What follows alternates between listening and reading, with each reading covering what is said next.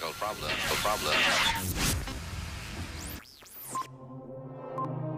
8, 7, 6, 5, 4, 3, 2, 1, and we're back.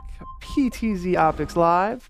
Welcome everybody. It's been 4 years of live streaming for me personally, and I want to take you guys back to 2015, show you what we were doing at my very first live stream, take you to 2016, show you what we were doing there, 2017, and then this year, just last weekend, we brought all the latest tech gear. In fact, we even brought the super hot NDI cameras.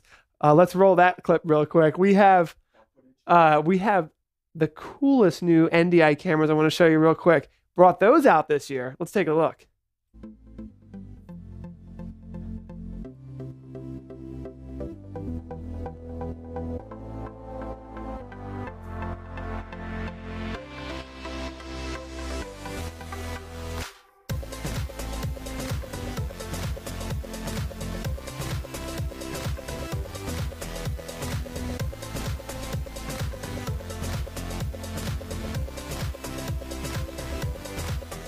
So Tess is not here, my trusty co-host. She is out on a little vacation in Maryland, I think it's down in the Chesapeake.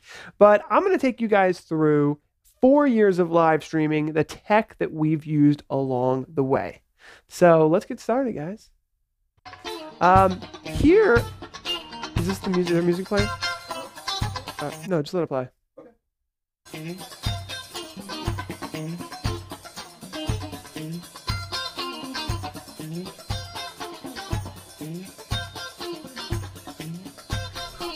Mr. Wildfire to infinity, you know the roof on fire.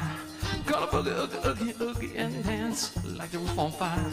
Gonna drink, dance, take shots till we fall out like the roof on fire. Now, baby, get your baby, take off your clothes and light the roof on fire. Said, tell her, baby, baby, baby, baby, baby, baby, baby, baby, baby, I'm on fire. Baby, baby, baby, baby, baby, fireball.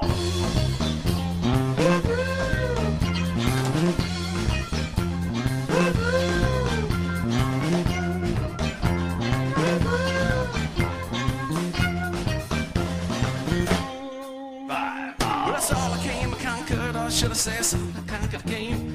Well, a little chicken fire ain't no lie when you're slipping and you're running the game.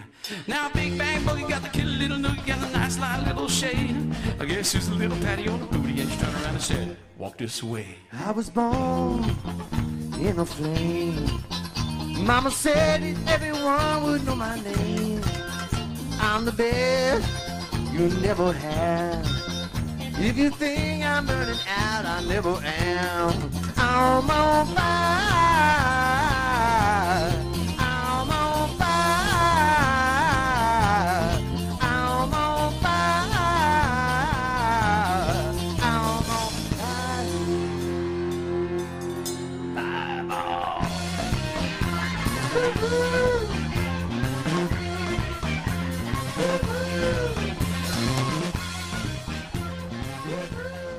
So that was 2018, and I want to take you guys back in time to 2015 to show you where we've come, because it's been a lot of learning for me, and I'm guessing some of you might have been along for that journey for most of it.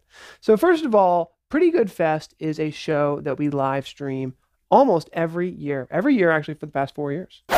So it's a really fun show. There's actually Tess and Steve Barrera. That was Tess's first live show too. So it's really a testing ground for us to get out in the real world and learn a lot, and we really have. So in 2015, we used the Epiphan Pearl, and I'm going to show you this behind the scenes. It's a great product. It's got a 1 terabyte hard drive. It has 4 HD video inputs, but just has a tiny little touchscreen for control. And I was yearning for really more after that first year. Although they have made a lot of improvements, I haven't used it in 4 years. It probably is a lot better now. But in 2016, we upgraded to Wirecast, and we actually used a laptop. We connected both of the cameras via USB 3.0 into our Windows laptop. That seemed like state of the art for 2016, but we realized quickly in 2017-18 that a lot of things could be done besides that.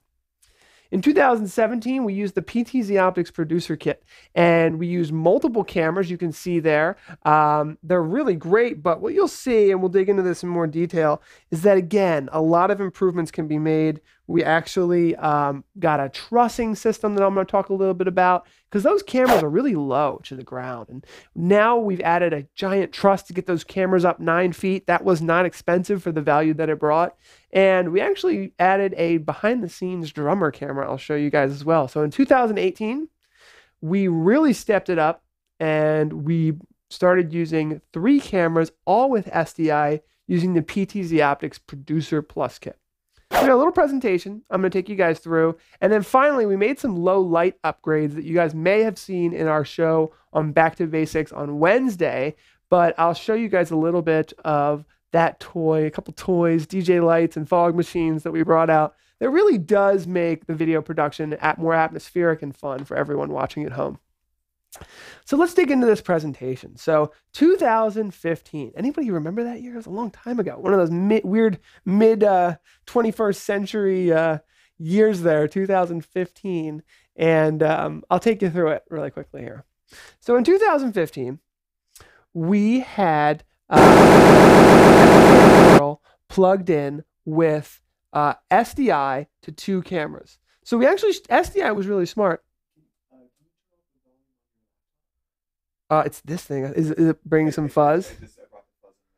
Here, I'll push this a little further over. Sorry about that. So in 2015, the Epiphan Pearl, it's a great product. You can see here how we were using it. We have the Epiphan Pearl, and we have a Gen 1 HuddleCam HD joystick. I don't know if you guys remember that. I certainly remember it. And then just a bunch of cables everywhere. We had this tiny little table that was included, and it was a long time ago. Now, the cool thing that we did do is we did actually have the drone. We had a drone actually connected to this system. So we plugged the drone. This was state of the art in 2015. We have I still have the DJI Phantom 3, and the remote controller actually had an HDMI out. So I plugged that into the Epiphan Pearl, and people thought that was amazing. So that was the setup there. It was a lot of fun, but we've come quite a long way. And so in 2016, I said, hey, you know, the Epiphan Pearl is great for certain applications, but for what I want to be able to do, I need software. And I got Wirecast. And Wirecast is still one of the best softwares. In fact, they just built pan tilt zoom control into their software, and I love using it to this day. So I use my Dell laptop, as you can see right there, and I have my Dell laptop, and I have 2 PTZOptics cameras, and I always sit down right next to the audio guy. And the audio guy would be happy enough to give me an audio out of his mix, and he'd say, here you go. Now, of course, I'll talk about that process moving forward later, but we'd take a little output of from his system, and we'd plug it into a Focusrite. And I was still at this point, I don't know if we can show that full screen, but at this point I was still using USB out of the PTZOptics cameras. For me, that was state of the art. I enjoyed that because my laptop, which is actually the same laptop, I've actually had it for that long, actually plugs USB 3.0 directly into the computer. So you can see it's actually a little cut off there, but that's fine. USB, and then I was using daisy chain serial control cabling to a joystick. There was no IP joystick in 2016. So that was a fun setup. You can see here one of the big changes that we made is instead of going with these tripods, people would walk in front of the tripods, and it would cut off what we're trying to do. And so that was a huge upgrade that we made. Now here you can see the audio board. That audio board would come over into our Focusrite, which again convert into USB. So I had 3 USB cables doing all the heavy lifting for this show. I had a USB for camera 1, a USB for camera 2, and a USB for my audio input off the audio mixer. I think that was a great setup, especially as I was kind of learning how all this stuff works. And thank you. Kids versus Dad loves my t-shirt. Thank you. And for me, having two cameras, one zoomed in, one out, being able to fade in and out, it was really great. But I didn't have any cameras on the network. And that actually held me back a lot for some of the automation. Now, I did have that DJI Phantom, and everyone thought that was amazing. People were just blown away. I mean, this is 2015, 2016. Live streaming was still really new back then, and people didn't really know about all this stuff. But that was 2015. Now 16. Here's 2017. You can see Tess is actually, you guys know, has been working for us for a little over a year now. So that was early on in her career. We brought out the Focusrite. We upgraded our Focusrite to the 18i8, and I still love that USB audio mixer.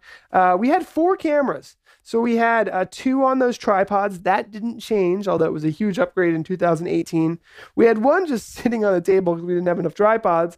And we also added a behind the scenes camera. So this PTZOptics Producer Plus Kit, that 4-port SDI box, that was top secret at the time. And that allowed us to get the behind the scenes drummer kit.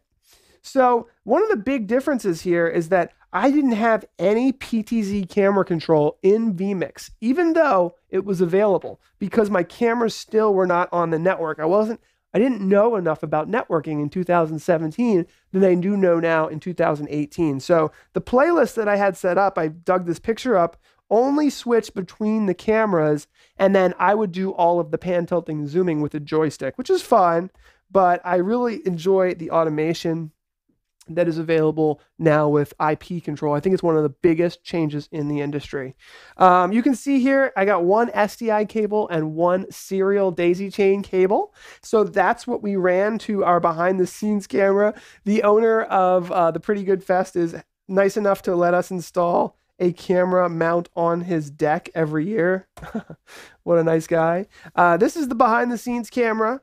So you get that really cool above the drummer shot. Made the show so much more fun for everybody, and especially the people who are viewing live. And you can see that we really just, for this camera in particular, we just had SDI and power. There's the back of our truck. It ended up being 2 boxes and then 4 cameras. So pretty straightforward there. And then there's just a shot of kind of what it looked like. That's 2017.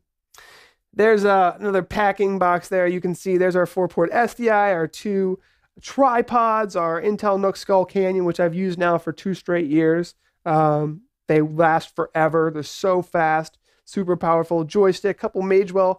That Magewell card was for the drone, and my vMix mouse pad. I was becoming a real big vMix fanboy there. There's my daughter, Annabelle, in 2017. She came out to the show, actually, and she was just a couple months old. That was Tess's first ever live stream. So Tess now has done quite a few live streams since then. That was her first on-site live stream. And if you've never gotten out of the studio and done one on-site, you realize how important every single cable is. Every single piece of the puzzle needs to be accounted for. And just another shot there. You can see we were streaming, we were recording on vMix, and just had 3 cameras, it looks like there, and then a drone. So here's 2018, and we made a lot of changes this year to increase our production value and really just make it a lot better. One of the cool parts about this is I actually set everything up myself. It's just me, one person operating 3 cameras and setting everything up. So I've done it 4 years in a row, so I'm feeling pretty good about it. And you can see this year we just have Ethernet and SDI. What a game changer. Ethernet providing power, could be providing video, and also control. So just running these Ethernet cables with a PoE switch really, really changed the game. And I got a quick little video that I want to play about the trussing system that we set up. And I think there's no audio, so I'll just talk over it. So the truss mounting system got the cameras up above where people could walk in front. And this is what DJs use all the time because they have to, accommodate for people dancing and having a whole thing. So we got these 2 large speaker stands. And if you remember, maybe 3 or 4 months ago, we had a show about all the people using really cool kick butt tripods. And everyone that was using those actually was using speaker stands. All the really cool tripods were always using speaker stands, the ones that could get up 6, 8, 10 feet. So we used, when you're talking about truss mounting, it's not something that you maybe think about early on, but when you're doing a truss mount, you need to clip the mount to the to like a pipe. And there's different size pipes. There's 1.5 inch pipes, there's 2 inch pipes, there's 1 inch pipes, depending on the trussing system that you're using. Most clamps that you look for online will support all of those sizes. And then they have a 1/4-20 connection on the top. So those little C clamps connect to the camera and then clamp right onto the truss. So there those cameras are looking heroic up there, and they never once had someone walk in front of the camera. So a big difference. And they're super stable, secure, more secure than a tripod. And you could hang, and we did hang, additional lights and other pieces of equipment on those super secure truss systems. So it was awesome. So we had a little Pelican case for traveling there, and then we had our super cool NDI camera for our long run. For that camera, we only needed Ethernet. I still wanted to keep the SDI cameras because they were so close. SDI is uncompressed, and I think that sometimes there's never any network jittery bugs or anything that you have to worry about. So we actually still plugged all the cameras into SDI. That's 3G SDI, totally uncompressed 1080p at 30 frames a second. We did not connect at 60 frames a second. This is not a sporting event. And if you watched our show last week, we talked about the 180-degree shutter speed angle rule, which says that your frame rate should be double your shutter speed should be double your frame rate. So if you jack your frame rate up to 60 frames per second, you also have to adjust your shutter speed. And knowing that this music festival was going to be going late at night, we were going to have low light settings. The lower the frame rate, the better for being able to have a lower shutter speed and still have a natural, good-looking video feed. So we talked a little bit about the truss mounting there. It really made a big difference. You can also see here that we had a Chave DJ Intimidator 255 spotlight. I want to take a moment to talk about. That saved the day when it came to low light. When it got dark, the cameras, what you do is you open up that iris, you reduce that shutter speed, although you got to respect that 180-degree shutter speed angle rule. And that's about all you can do, right? You can adjust the gain a little bit. You can adjust the wide dynamic range. You can use the 2D and 3D noise cancellation. We talked about all that last week. But these spotlights give the camera something to bite onto. You can light up your talent and the whole band. And I was amazed at how well it all worked. So again, we had a behind the scenes camera, which really everybody loved. And I want to talk a little bit about the networking. Now I have a quick video that will play about networking, but it changes the game. It's the biggest game changer in video production. And let's look at just a $150 network switch that totally changed the game for our entire setup. Okay, so I quickly wanted to explain the IP setup. We have a PoE network. I'm using a TP-Link with NDI cameras on there, and I'm using the power over Ethernet of that switch. Now what I'll do is I'll show you how it's always important to find out what your computer's IP address is. Your computer will get an IP address from the DHCP server that it's plugged into, and you can do that. You can look it up by going to the command prompt in Windows and typing in ipconfig, or you can do that on your Macintosh computer by looking into the settings. Now, once you've found out your computer's IP address, you need to make sure that the cameras are on the same IP range. So let me show you how we have ours set up. As you can see, we have our cameras. We found out that our computer is 192.68.0.65. So what we've done is we've put our next camera at our next 12x SDI is 192.168.0.68. And then each camera is actually consecutive. You don't have to be consecutive, but that's how we have it set up. And now my computer can communicate directly with all of the cameras. So now I can have PTZ control and PTZ presets in my software. I can also use Wi-Fi to control the cameras with my smartphone, which I'll show you in a moment. And it really makes everything so much easier to manage when your computer is really the heart of the system. So here is my TP-Link 16-port PoE switch. Only 8 of the ports are PoE, so these first 4 will give me power over Ethernet. These I can plug in my laptop and other devices that don't require PoE, power over Ethernet. So that's my hub. I also have this. Ding! This is my Cisco Linksys E1550, which is going to give me my wireless access to the network so I can use the iOS app and other devices. So that was a game changer. Having the control with the iOS app, having control in vMix, having control of on-screen display menus and all of that, even our IP software, which ended up being a game changer. So much to talk about there. We're already at our 20-minute limit, so there's going to be a lot more to come. But I will say one of the biggest takeaways from the low light scenario was that we need to improve our IP apps. Our IP apps work great. We have them for Windows and Mac, the PTZOptics camera controller apps. But we need more control for low light, and that is going to be coming soon.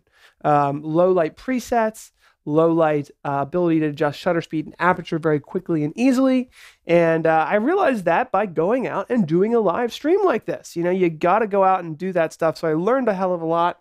And, you know, we talked about the networking, the audio. This we're not going to have a chance to get in touch with. Unfortunately, we've already gone 21 minutes, but DMX lighting changed the game. We'll talk a little bit more about that maybe in the post show. I've got the lighting controller here. We're going to switch to Twitch, and we'll see you guys on our Twitch channel. More to come. Don't forget to subscribe. I hope you enjoyed it. In the comments below, let me know what you think. 4 years, a lot of technology changes. Where are we going to be next year? Hopefully 4K, but who knows? Talk to you guys soon.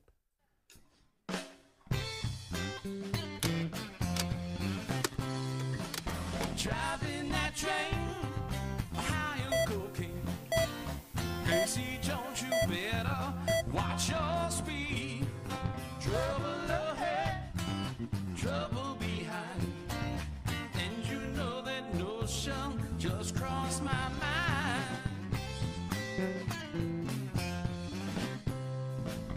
This old engine makes it on time. Lee Central Station at 8:45. It's River Junction, 7 to 2. It's 9:45, and now we're traveling.